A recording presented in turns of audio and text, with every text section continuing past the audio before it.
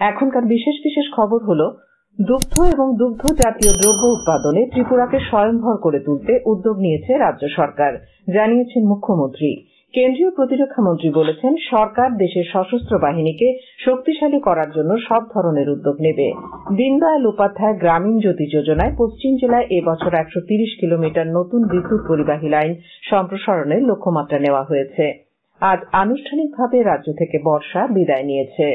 দুগ্ধ এবং দুগ্ধ জাতীয় দ্রব্য উৎপাদনে ত্রিপুরাকে স্বয়ংভর করে তুলতে উদ্যোগ নিয়েছে রাজ্য সরকার। আজ আগরতলার প্রজ্ঞা ভবনে মুখ্যমন্ত্রী উন্নত গোধন প্রকল্পের আনুষ্ঠানিক উদ্বোধন করে একথা বলেন মুখ্যমন্ত্রী বিপ্লব কুমার দেব।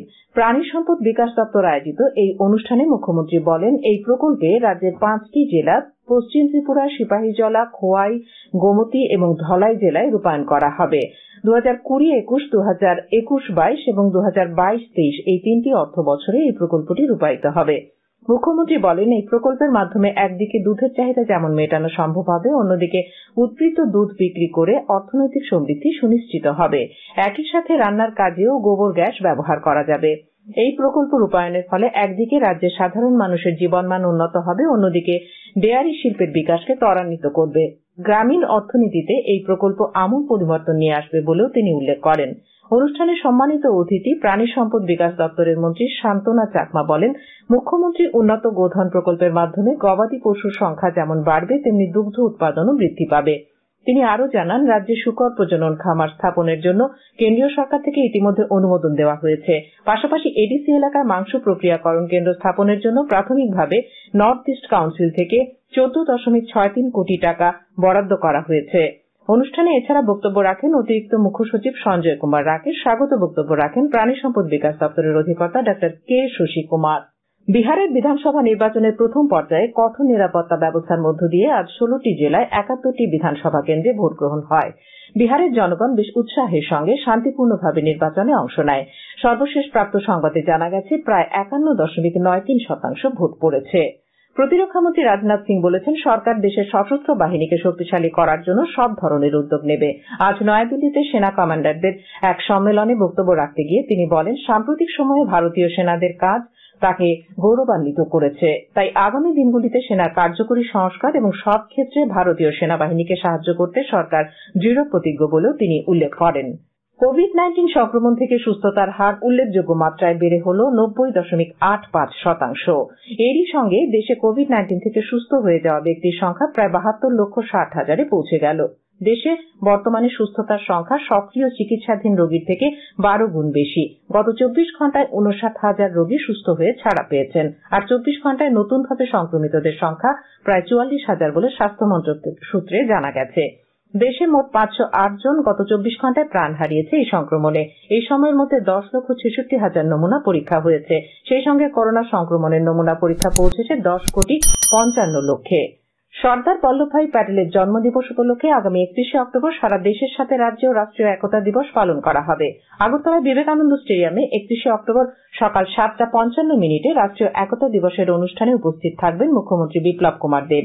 তিনি বিবেকানন্দ ময়দানে উপস্থিত নাগরিকগণকে রাষ্ট্রীয় একতা শপথ বাক্য পাঠ করাবেন। কোভিড-19 সংক্রমণ প্রতিরোধে প্রয়োজনীয় স্বাস্থ্যবিধি মেনেই এই অনুষ্ঠানের আয়োজন করা হবে। কৈলাসহরের ঊনকোটি কলাক্ষেত্রে আজ দুপুরে এক অনুষ্ঠানের মধ্য দিয়ে বাঁশের কারুকাজের সাথে যুক্তদের সামগ্রী তৈরির যন্ত্রাংশ বিতরণ করা হয়। এখানে মোট 60 জন কারুশিল্পীদের হাতে বাঁশের কারুশিল্প তৈরির যন্ত্রাংশ তুলে দেওয়া হয়। বিধায়ক ভগবান চন্দ্র দাস এই অনুষ্ঠানের উদ্বোধন করেন। তিনি বলেন, আধুনিক মানের যন্ত্রাংশ সামগ্রী দিয়ে বাঁশ ভিত্তিক জিনিস তৈরি করতে কারুশিল্পীদের সুবিধা হবে। এতে করে ত্রিপুরা সমৃদ্ধশালী ও কারুশিল্পীরা স্বনির্ভর স্বরোজগারী হবেন। অনুষ্ঠানে বিধায়ক সুধাংশু দাস, ঊনকোটি জেলার এডিএম সৌমিত্র চাকমা, শিল্প দপ্তরের জেনারেল ম্যানেজার অশ্বিনী রূপিনী প্রমুখ ভাষণ দেন। সভাপতিত্ব করেন জেলা পরিষদের সভাধিপতি অমলেন্দু দাস। ত্রিপুরা ব্যাম্বো মিশনের পৃষ্ঠপোষকতায় ও শিল্প বাণিজ্য দপ্তরের উদ্যোগে এই যন্ত্রাংশ বিতরণ করা হয়। ভলান্টারি হেলথ অ্যাসোসিয়েশন অব ত্রিপুরার উদ্যোগে আজ পশ্চিম ত্রিপুরা জেলার জেলাশাসকের অফিসের কনফারেন্স হলে তামাকজাত দ্রব্য বর্জনের উপর একদিনের কর্মশালা অনুষ্ঠিত হয়। পশ্চিম ত্রিপুরা জেলা পরিষদের সভাধিপতি অন্তরা সরকার দেব এই কর্মশালার সূচনা করেন। কর্মশালায় voluntary health association of Tripura সহ অধিকর্তা ডক্টর সুজিত ঘোষ তামাক দ্রব্য বর্জনে কিভাবে কার্যকর পদক্ষেপ নেওয়া যায় তা নিয়ে বিস্তারিত আলোচনা করেন। এছাড়া তামাক ও তামাক নেশা জাতীয় দ্রব্য মানবদেহের পক্ষে কতটা ক্ষতিকারক এ নিয়ে আলোচনা করেন ডক্টর অরূপ রায় বর্মন।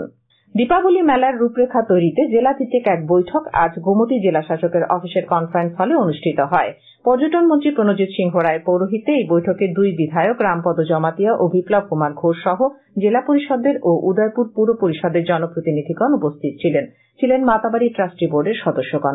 মুখ্যমন্ত্রী এই কমিটির চেয়ারম্যান হওয়ায় আজকের বৈঠকের প্রস্তাব চেয়ারম্যানের কাছে যাবে, সেই অনুযায়ী সিদ্ধান্ত হবে। তবে প্রাথমিকভাবে জানা গেছে, এবছর দেওয়ালি মেলাকে কেন্দ্র করে রাজ্য সরকার বাড়তি ঝুঁকি নিতে রাজি নয়। শুধু নিয়ম মাফিক দেওয়ালি পুজো হবে আর মন্দির চত্বর আলোকমালায় সাজিয়ে তোলা হবে।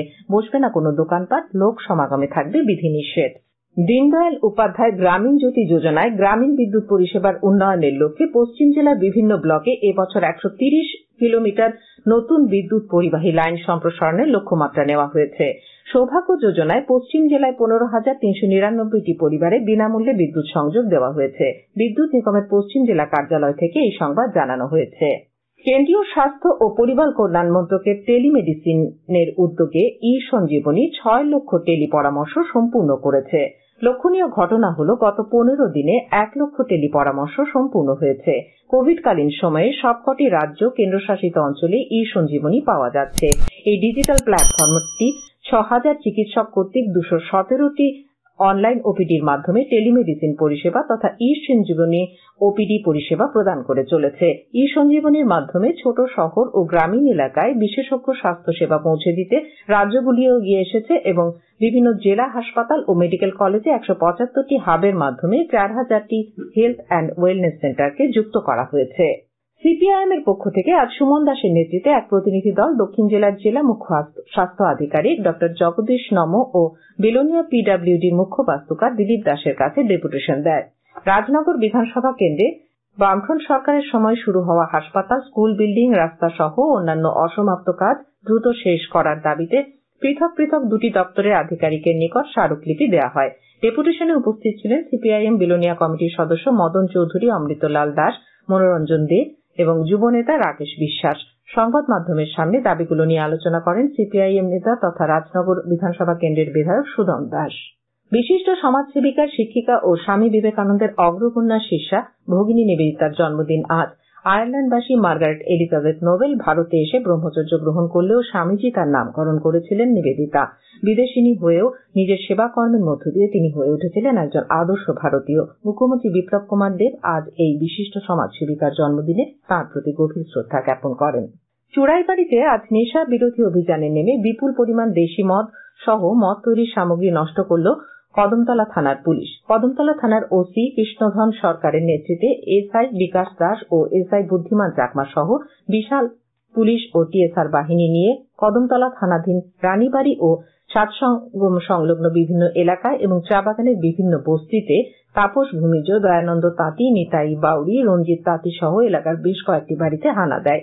তবে বাড়ির মালিক পালিয়ে যায়। আগামী দিনেও এ ধরনের নেশা বিরোধী অভিযান জারি থাকবে বলে জানান ওসি কৃষ্ণধন সরকার।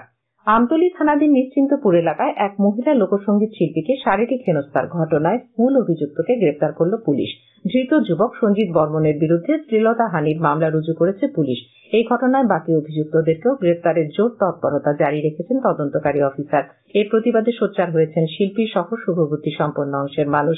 সকলেই ঘটনার সাথে যুক্ত দুষ্কৃতীদের কঠোর শাস্তির দাবি জানিয়েছেন। এর পাশাপাশি আজ দিনভর সোশ্যাল মিডিয়াতেও ঘটনার তীব্র নিন্দা জানিয়েছেন বিভিন্ন পেশার মানুষ। ক্রীড়া দপ্তরের পক্ষ থেকে আগামী 12 নভেম্বর এক অনুষ্ঠানের মধ্য দিয়ে মোট 89 জন খেলোয়াড়কে ক্রীড়াবৃত্তি দেওয়া হবে। আগরতলা টাউন হলে এই অনুষ্ঠানে মুখ্যমন্ত্রী বিপ্লব কুমার দেব ও ক্রীড়া দপ্তরের মন্ত্রী মনোজ কান্তি দেব উপস্থিত থাকবেন। প্রায় 4.5 লক্ষ টাকার বৃত্তি খেলোয়াড়দের হাতে তুলে দেওয়া হবে। আজ থেকে রাজ্যে বর্ষা আনুষ্ঠানিকভাবে বিদায় নিয়েছে। এবছর বর্ষা বিদায়ের দিনক্ষণ 2 সপ্তাহ পিছিয়ে গেছে। গত বছর 14 অক্টোবর বর্ষা বিদায় নিয়েছিল রাজ্য থেকে। এবছর 2 সপ্তাহ পিছিয়ে 28 অক্টোবর হয়েছে। রাজ্যে গত 1 জুন থেকে 30 সেপ্টেম্বর পর্যন্ত বৃষ্টিপাতের তারতম্য ছিল স্বাভাবিক থেকে 11% কম। 1 অক্টোবর থেকে 28 অক্টোবর পর্যন্ত বৃষ্টিপাতের তারতম্য ছিল স্বাভাবিক থেকে 29% বেশি। আগামীকাল আকাশ আংশিক মেঘাচ্ছন্ন থাকবে।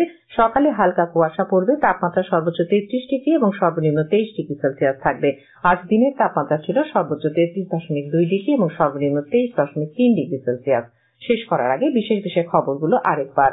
দুগ্ধ এবং দুগ্ধজাতীয় দ্রব্য উৎপাদনে ত্রিপুরাকে স্বয়ংভর করে তুলতে উদ্যোগ নিয়েছে রাজ্য সরকার, জানিয়েছেন মুখ্যমন্ত্রী। কেন্দ্রীয় প্রতিরক্ষা মন্ত্রী বলেছেন, সরকার দেশের সশস্ত্র বাহিনীকে শক্তিশালী করার জন্য সব ধরনের উদ্যোগ নেবে। দীনদয়াল উপাধ্যায় গ্রামীণ জ্যোতি যোজনায় পশ্চিম জেলায় এবছর 130 কিলোমিটার নতুন বিদ্যুৎ পরিবাহী লাইন সম্প্রসারণের লক্ষ্যমাত্রা নেওয়া হয়েছে। আজ আনুষ্ঠানিকভাবে রাজ্য থেকে বর্ষা বিদায় নিয়েছে।